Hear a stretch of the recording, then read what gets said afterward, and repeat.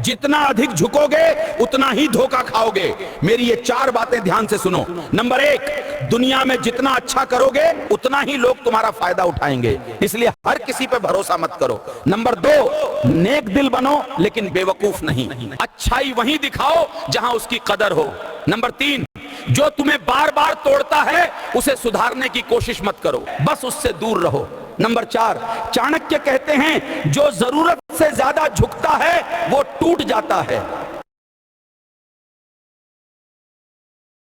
गौतम बुद्ध का एक शिष्य बार बार शिकायत करता, मेरी कोई मदद नहीं करता, कोई मेरे डाउट्स क्लियर नहीं करता। गौतम बुद्ध मुस्कुराए और बोले, अप्रदीपो भव, स्वयं अपना दीपक बनो। उन्होंने समझाया, जिस तरह कीचड़ में कमल खिलता है वैसे ही इंसान को अपनी ताकत भीतर खोजनी पड़ती है। यही आत्मनिर्भरता है। मन की क्लैरिटी तुम्हें कोई और नहीं दे सकता। अगर तुम हमेशा दूसरों पर निर्भर रहोगे तो बस एवरेज रह जाओगे, लेकिन अगर तुम खुद पर भरोसा रखोगे, गिरते उठते आगे बढ़ते रहोगे तो एक दिन जरूर सफल बनोगे। याद रखो, भीड़ आपको डायरेक्शन नहीं देती बल्कि आपको कंफ्यूज करती है और फॉलो करना सिखाती है। इसलिए भीड़ की नकल मत करो, अपनी यूनिक स्किल्स बनाओ। लोग आज हंसेंगे लेकिन कल वही तुम्हारी बातें करेंगे। इसलिए अपना उद्देश्य खुद चुनो और पूरी ऊर्जा इसमें लगा दो। याद रखो, कोई प्रयास खाली नहीं जाता। एक बार गौतम बुद्ध अपने शिष्यों के साथ एक गांव से गुजर रहे थे। रास्ते में एक झील आई। बुद्ध ने शिष्यों से कहा, मैं प्यासा हूं, मुझे उस झील से थोड़ा पानी लाओ। एक शिष्य झील के पास गया, लेकिन उसने देखा कि झील का पानी गंदा हो गया है क्योंकि वहां कुछ लोग झील में अपने कपड़े धो रहे थे। वह वापस आकर बुद्ध से बोला, स्वामी, पानी बहुत गंदा है, मैं आपको इसे नहीं दे सकता। बुद्ध ने थोड़ा इंतजार किया और फिर उसी शिष्य से दोबारा पानी लाने के लिए कहा। शिष्य फिर झील पर गया और देखा कि इस बार पानी बिल्कुल साफ और शुद्ध था। उसने पानी लिया और बुद्ध के पास आ गया। बुद्ध ने शिष्य से कहा, देखो, पानी को स्वच्छ होने के लिए कुछ समय देना पड़ा। अगर तुमने धैर्य रखा और इंतजार किया तो उसे साफ होने का समय मिला। हमारा मन भी इसी तरह है। जब यह अशांत हो तो हमें थोड़ा धैर्य रखना चाहिए और शांति से उसे शांत होने देना चाहिए। बहुत समय पहले की बात है। बुद्ध के एक शिष्य ने बुद्ध से पूछा, गुरुदेव, मुझे आत्मज्ञान कैसे प्राप्त हो सकता है? बुद्ध मुस्कुराए और उस शिष्य को पास के एक तालाब के किनारे ले गए। तालाब के पास पहुंचकर बुद्ध ने शिष्य से कहा, तुम इस तालाब में जाकर अपने चेहरे को पानी के अंदर डुबाओ। जैसे ही उसने अपने चेहरे को पानी के अंदर डुबाया, बुद्ध ने उसके सिर को पानी के अंदर धकेल दिया। शिष्य ने खुद को छुड़ाने की कोशिश की, लेकिन बुद्ध ने उसे मजबूती से पकड़ रखा था। कुछ देर बाद जब शिष्य का दम घुटने लगा तो बुद्ध ने उसका सिर पानी से बाहर निकाला। शिष्य हांफते हुए सांस लेने लगा। उसकी आंखों में भय और आश्चर्य था। बुद्ध ने कहा, जब तुम्हारी इच्छा ठीक उसी तरह तीव्र हो जाएगी जैसे तुम्हारी सांस लेने की इच्छा थी, तभी तुम्हें आत्मज्ञान प्राप्त होगा। शिष्य ने अब समझ लिया था कि आत्मज्ञान के लिए केवल ज्ञान ही नहीं बल्कि पूर्ण समर्पण और तीव्र इच्छा भी आवश्यक है। नमो बुद्धाय। बुद्ध कहते हैं कि जीवन में सफल होना है तो इन 5 बातों को दिमाग से निकाल दे। नंबर 1, मुझसे नहीं होगा। नंबर 2, लोग क्या कहेंगे। नंबर 3, मेरा मूड नहीं है। नंबर 4, मेरी किस्मत खराब है। नंबर 5, मेरे पास समय नहीं है। एक बार की बात है, एक साधक बुद्ध के पास आया और उनसे पूछा, भगवान, मैं ध्यान में बहुत प्रयास कर रहा हूं लेकिन मुझे सफलता नहीं मिल रही। कृपया मुझे ध्यान का सबसे सरल मार्ग बताएं। बुद्ध ने मुस्कुराते हुए कहा, तुम्हें एक काम करना है। एक पेड़ के नीचे बैठकर बस अपने श्वास को देखते रहो। कोई भी विचार आए उसे जाने दो, बस अपनी सांसों पर ध्यान केंद्रित करो। साधक ने बुद्ध की बात मानी और पेड़ के नीचे बैठ गया। वह अपने श्वास पर ध्यान देने लगा। कुछ देर के बाद उसके मन में विचारों का तूफान उठने लगा, लेकिन वह बुद्ध की बात याद कर उन विचारों को आने और जाने देता रहा। धीरे धीरे उसका मन शांत होने लगा और वह गहरे ध्यान में चला गया। जब साधक वापस बुद्ध के पास आया तो वह बहुत ही प्रसन्न था। उसने बुद्ध से कहा, भगवान, मुझे ध्यान में सफलता मिल गई। अब मैं समझ गया हूं कि ध्यान का सबसे सरल मार्ग अपने श्वास पर ध्यान केंद्रित करना है। नमो बुद्धाय। सारी दुनिया, जो आदमी लोगों की बसी बसाई गृहस्थियों को उजाड़ रहा है, लोग उसी की जय जयकार कर रहे हैं। मेरे पति को भिक्षु बना दिया। तुम पाखंडी हो। तुम्हारे भिक्षु चमत्कार दिखा के युवाओं को फंसाते हैं और उन्हें भिक्षु बनाते हैं। अरे तुम्हारे जैसे ढोंगी को तो ऐसा दंड मिलना चाहिए। तुम करुणा का पाठ सिखाते हो ना सबको, लेकिन तुमने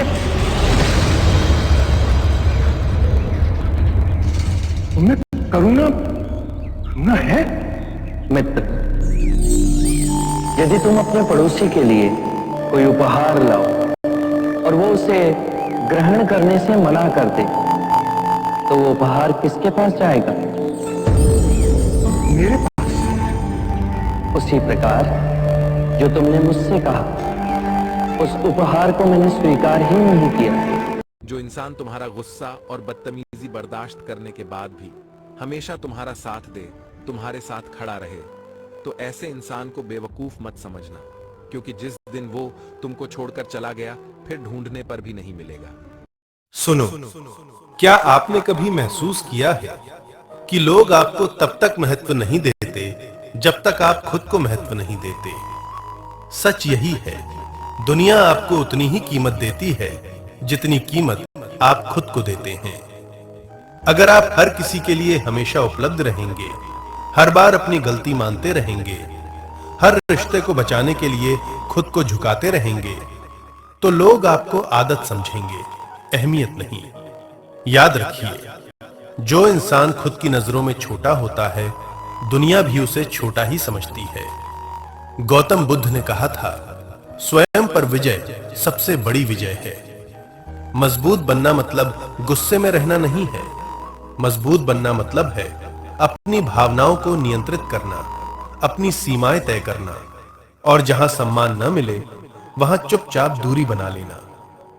हर किसी को खुश करने की कोशिश छोड़ दीजिए, क्योंकि जो हर समय सबको खुश करना चाहता है, वह अंत में खुद सबसे ज्यादा दुखी होता है। खुद को इतना बेहतर बनाइए कि आपकी मौजूदगी लोगों के लिए सामान्य नहीं बल्कि सम्मान की बात बन जाए। जब आप अपने समय की कदर करेंगे, लोग आपके समय की कदर करेंगे। जब आप अपने आत्मसम्मान की रक्षा करेंगे, लोग आपको हल्के में लेना बंद कर देंगे। खुद को इतना मजबूत बनाइए कि लोग आपको खोने से डरें। दूसरों को बदलने की कोशिश मत कीजिए, पहले खुद को इतना ऊंचा उठाइए कि आपका स्तर ही बदल जाए। जिस दिन आपने अपनी असली कीमत समझ ली, उस दिन से दुनिया का व्यवहार अपने आप बदल जाएगा। यही असली ताकत है, यही असली आत्मसम्मान है, और यही जीवन की सच्ची जीत है।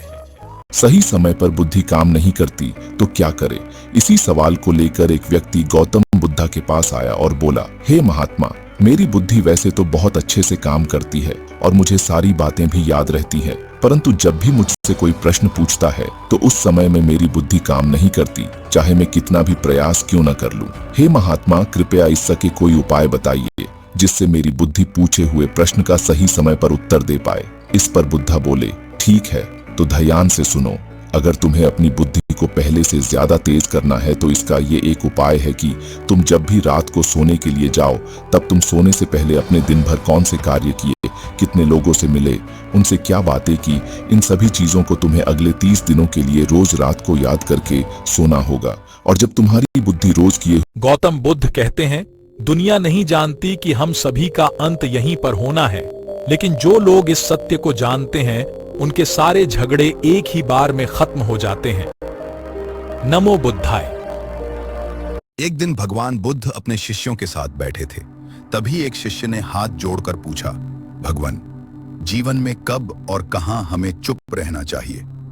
भगवान बुद्ध मुस्कुराए और बोले, हे भिक्षु, चुप रहना भी एक कला है। हर जगह बोलना बुद्धिमानी नहीं होती। जहां शब्द अनर्थ कर सकते हैं, वहां मौन ही सबसे बड़ा रक्षक है। मैं तुम्हें बताता हूं किन अवसरों पर मौन रहना चाहिए। पहला, जब क्रोध आए, जब मन क्रोध से भर जाए, वाणी कड़वी होने लगे, उस समय कुछ न बोलो, क्योंकि गुस्से में निकला हर शब्द तीर बनकर दिल को घायल कर देता है। बुद्ध कहते हैं, क्रोध के समय मौन रहो, वही सबसे बड़ी जीत है। दूसरा, अज्ञानी के सामने, जहां सामने वाला तर्क सुनने को तैयार न हो, जहां बुद्धि के बदले अहंकार बोलता हो, वहां चुप रहना ही अच्छा है। बुद्ध बोले, मूर्ख से वाद विवाद करना अंधे को रंग समझाने जैसा है।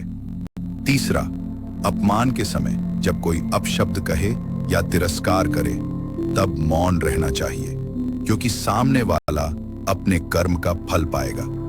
बुद्ध ने कहा, जो अपमान सहकर भी शांत रहे, वो सच्चा वीर है। चौथा, किसी का भेद न खोलने के लिए जहां कोई गुप्त बात बताई जाए या किसी की निजता हो, वहां वाणी को रोकना ही सच्ची मित्रता है। बुद्ध कहते हैं, जिसे मौन रखना आता है वही विश्वास का पात्र है। 5वां, अनजाने विषय पर जिस बात का ज्ञान न हो उस पर बोलना मूर्खता है। बुद्ध बोले, जहां ज्ञान न हो वहां मौन रहो, वही सच्चा ज्ञान है। 6, विवाद की स्थिति में जहां बात बात पर झगड़ा बढ़ने लगे, जहां वाद विवाद का कोई अंत न हो, वहां चुप रहना ही सबसे समझदारी है। बुद्ध कहते हैं, जहां शब्द शांति छीन ले वहां मौन सुख देता है।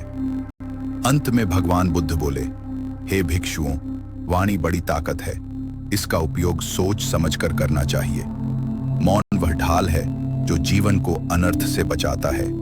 जहां जहां वाणी दुख दे सकती है, वहां वहां मौन ही सबसे बड़ा धर्म है। सभी शिष्य इस उपदेश को सुनकर गदगद हो उठे और प्रण किया कि जीवन में उचित स्थान पर मौन धारण करेंगे। बुद्धम शरणम गच्छामि। एक बार एक व्यक्ति गौतम बुद्ध के पास गया और पूछा कि मन को नियंत्रित करने का पहला चरण क्या है।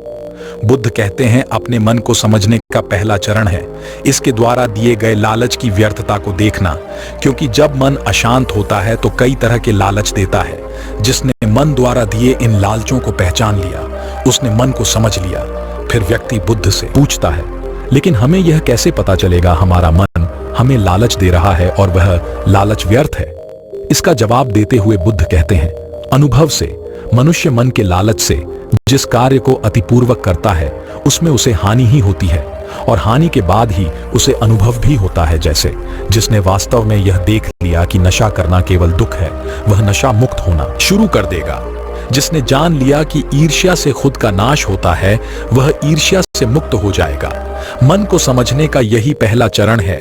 नमो बुद्ध। गौतम बुद्ध का एक शिष्य बार बार शिकायत करता, मेरी कोई मदद नहीं करता, कोई मेरे डाउट्स क्लियर नहीं करता। गौतम बुद्ध मुस्कुराए और बोले, अप्रदीपो भव, स्वयं अपना दीपक बनो। उन्होंने समझाया, जिस तरह कीचड़ में कमल खिलता है, वैसे ही इंसान को अपनी ताकत भीतर खोजनी पड़ती है। यही आत्मनिर्भरता है। मन की क्लैरिटी तुम्हें कोई और नहीं दे सकता। अगर तुम हमेशा दूसरों पर निर्भर रहोगे तो बस एवरेज रह जाओगे, लेकिन अगर तुम खुद पर भरोसा रखोगे, गिरते उठते आगे बढ़ते रहोगे, तो एक दिन जरूर सफल बनोगे। याद रखो, भीड़ आपको डायरेक्शन नहीं देती, बल्कि आपको कंफ्यूज करती है और फॉलो करना सिखाती है। इसलिए भीड़ की नकल मत करो, अपनी यूनिक स्किल्स बनाओ। लोग आज हंसेंगे, लेकिन कल वही तुम्हारी बातें करेंगे। इसलिए अपना उद्देश्य खुद चुनो और पूरी ऊर्जा इसमें लगा दो। याद रखो, कोई प्रयास खाली नहीं जाता। एक समय की बात है, बुद्ध के पास एक युवा भिक्षु आया जो बहुत ही बेचैन और परेशान था। वह बार बार अपने साथियों के साथ झगड़ता था और हमेशा दूसरों की कमियों पर ध्यान देता था। उसने बुद्ध से कहा, भगवान, मैं बहुत परेशान हूँ। मैं अकेले रहने से डरता हूँ, लेकिन जब भी मैं दूसरों के साथ होता हूँ तो झगड़े और विवाद बढ़ जाते हैं। मैं क्या करूँ? बुद्ध ने युवा भिक्षु से कहा, जब हम दूसरों के साथ होते हैं तो हमारा मन अक्सर बाहरी चीजों में उलझ जाता है, लेकिन जब हम अकेले होते हैं तो हमें अपने भीतर झांकने का मौका मिलता है।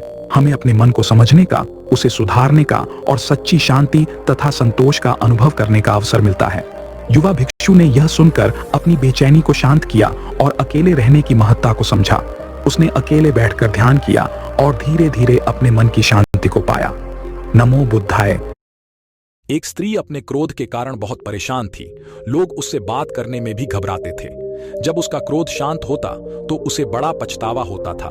एक दिन भगवान बुद्ध उस स्त्री के घर आए। स्त्री ने बुद्ध से कहा, तथागत, मैं अपने क्रोध पर काबू न कर पाने के कारण बहुत ही दुखी हूँ। तथागत ने कहा, मेरे पास गुस्से को दूर करने की बहुत अच्छी दवा है। बुद्ध ने एक शीशी में दवा देते हुए स्त्री से कहा, इस दवा को इसी शीशी को मुंह में लगाकर उस समय तक दवा पीती रहना जब तक कि क्रोध दूर न हो जाए। इतना कहकर बुद्ध चले गए। जैसे ही उसे क्रोध आता तो वह शीशी को अपने मुंह में लगा लेती। कुछ दिन बाद जब बुद्ध आए तो स्त्री उनके पैरों में गिर पड़ी।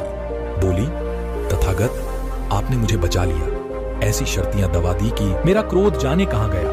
बुद्ध ने हंसकर कहा, पगली, शीशी में कुछ नहीं था, पानी था। शीशी के मुंह में आ जाने से तुम बोल नहीं सकती थी, और गुस्सा दूर करने की शर्तियां दवा मुंह बंद कर लेना ही है। नमो बुद्धाय।